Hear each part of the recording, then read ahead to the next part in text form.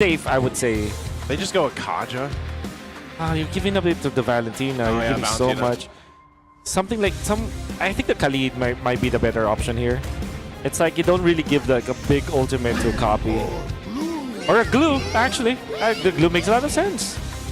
All right, they pick up a glue. That's a pretty good pick, actually. And what's good is since yesterday, and Novo played it like weeks ago, Yeah.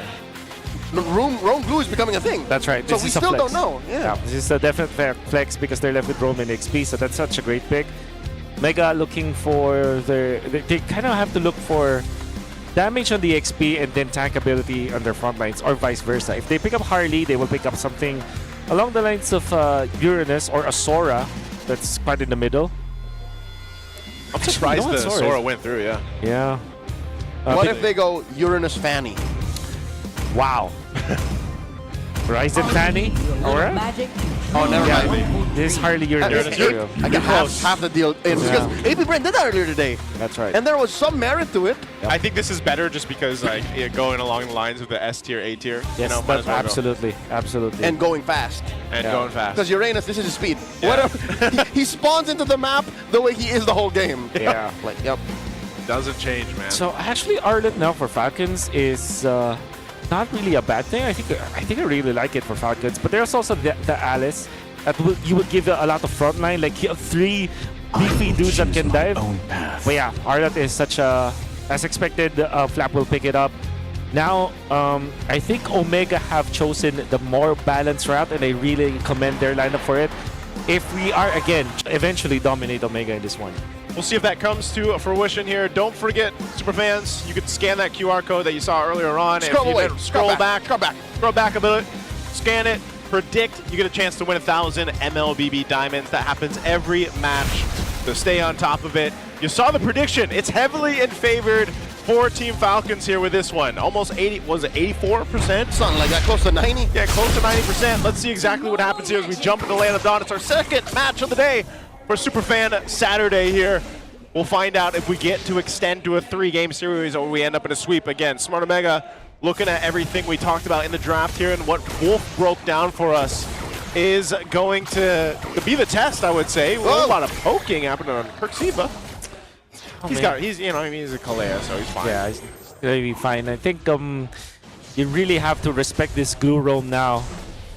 Maybe this is something that this is probably the reason why in ranked games right now, if you're playing a lot, it will be one of the priority bans because there's it's such a strong roam role now, and it can also be played in the XP. It's such a great first pick or priority pick for anyone because of how much it can impact the draft. Yeah, it's not as much of a confirmed -1 as a Kaja, but it has the sustainability. Yeah. Oh, you're seeing there again how weak a Claude is in the early. I played this matchup earlier today. It's pretty miserable. It is miserable. You can see what. Oh! Kirksiva with the flicker! Taking down Haji. First blood served up to Ryzen.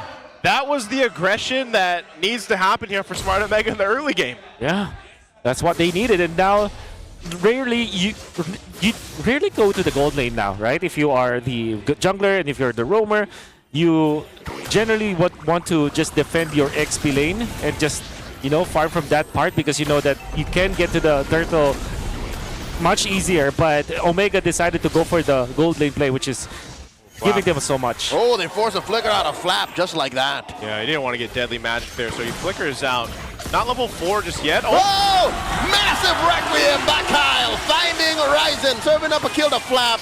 Man down for Omega. Falcons go for the turtle. Oh. No flicker needed. Can they get this turtle? They should be able to secure it. There's not much, that Omega's going to be able to do off of that. Great pick.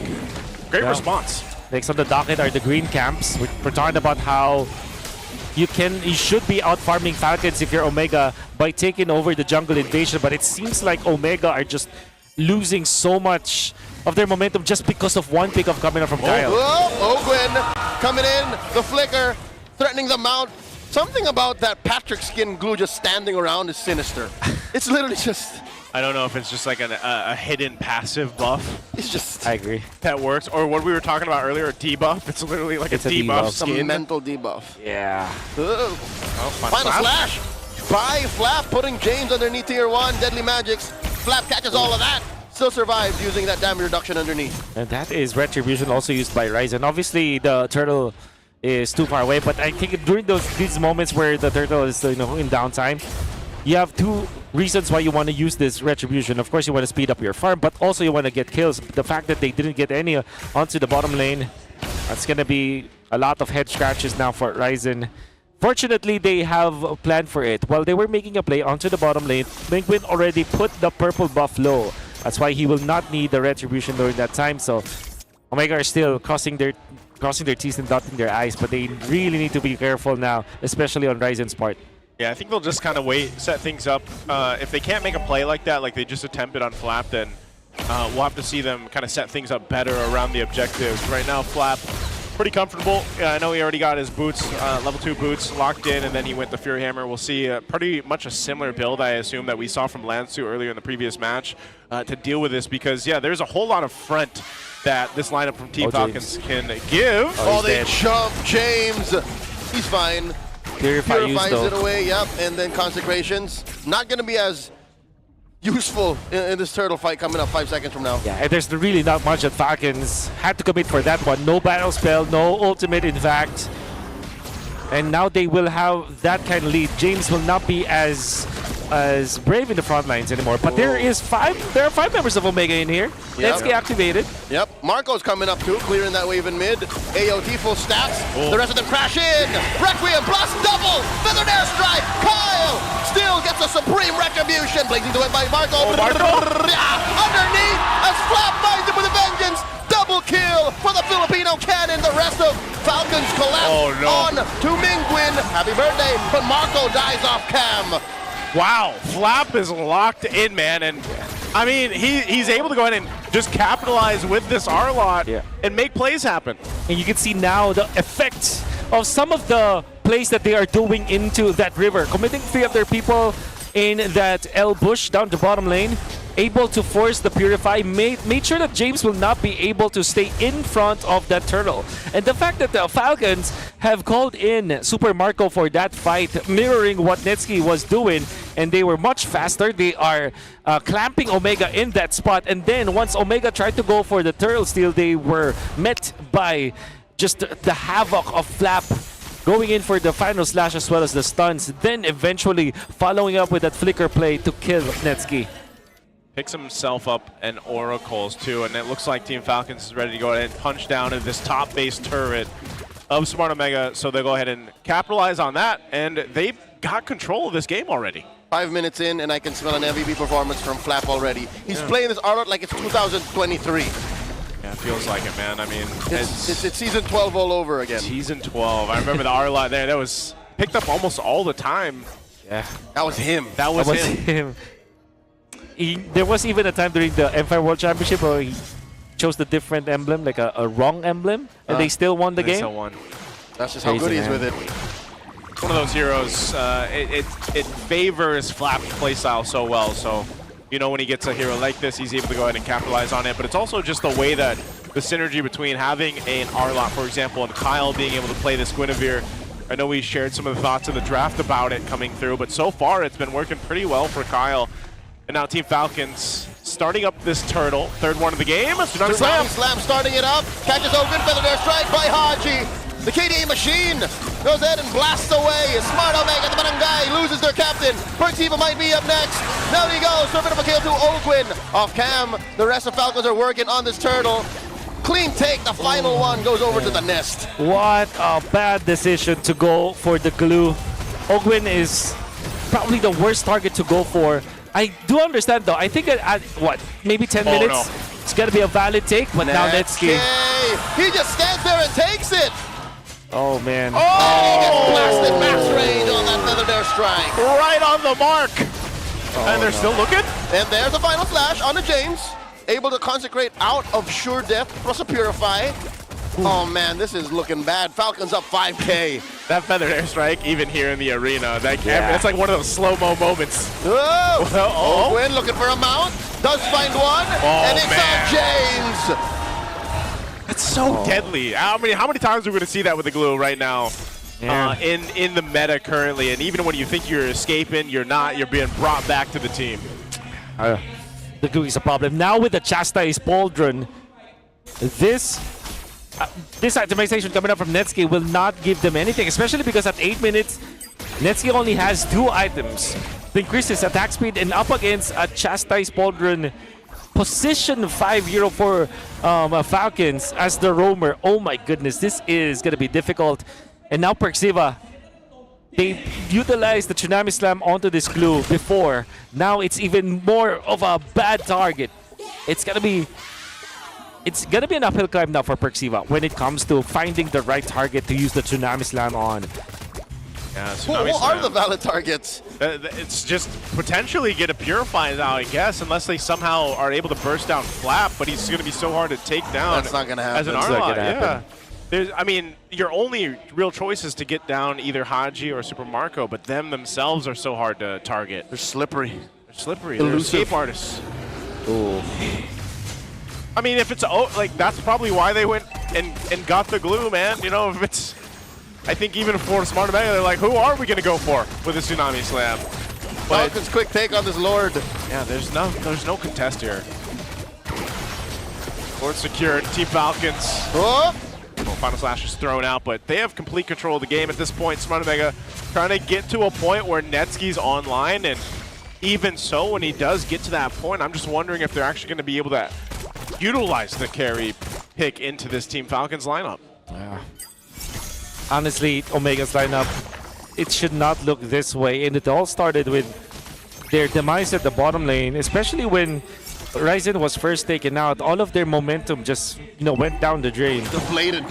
And I think it's also big props to their fourth pick glue, as well as this Guinevere priority, instead of focusing and relying on Harley or maybe a Leomord or even the Suyu.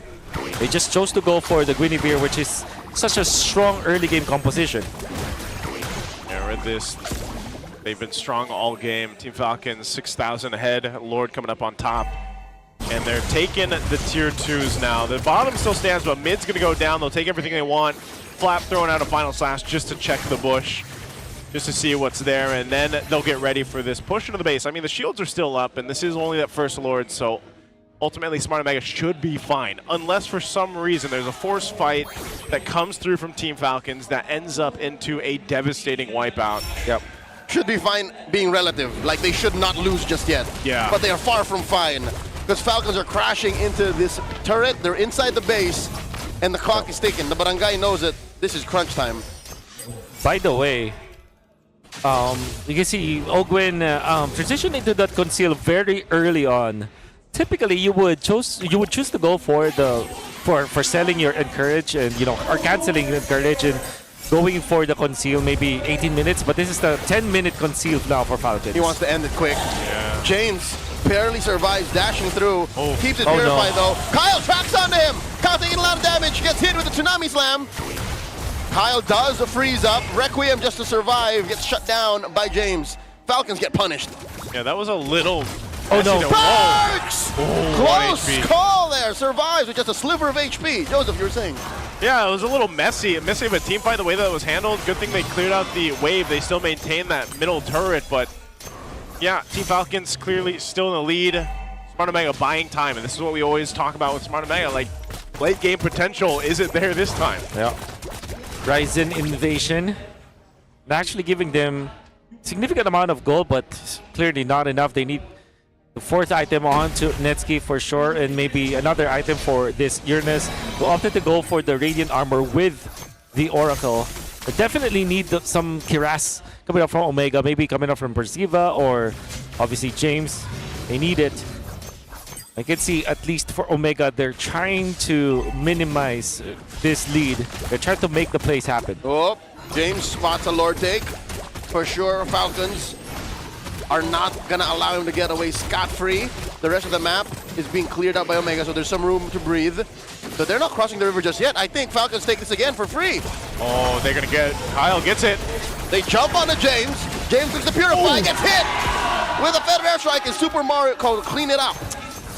Still a bit. I think that their idea was to go for James just scouting out where the Lord was, but it's really just not gonna be it. I think that Omega are not giving up so much free kills for Falcons, and they even had to pop the Purify for that one onto James. So when James gets back to the fight, is not gonna have the Purify for 60 more seconds, and this might be the way for Falcons to really break this base down. Yep.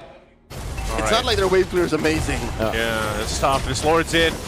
Can Smart Mega defend this? Open with the conceal, the flicker in! He repositions, finds a mount! Feather Strike coming through! Flap takes down Ryzen! Exploring into the jungle, blazing the web by Marco! It's just a matter of time! Marco! Next up is the base. Marco getting blasted down by Mingwin.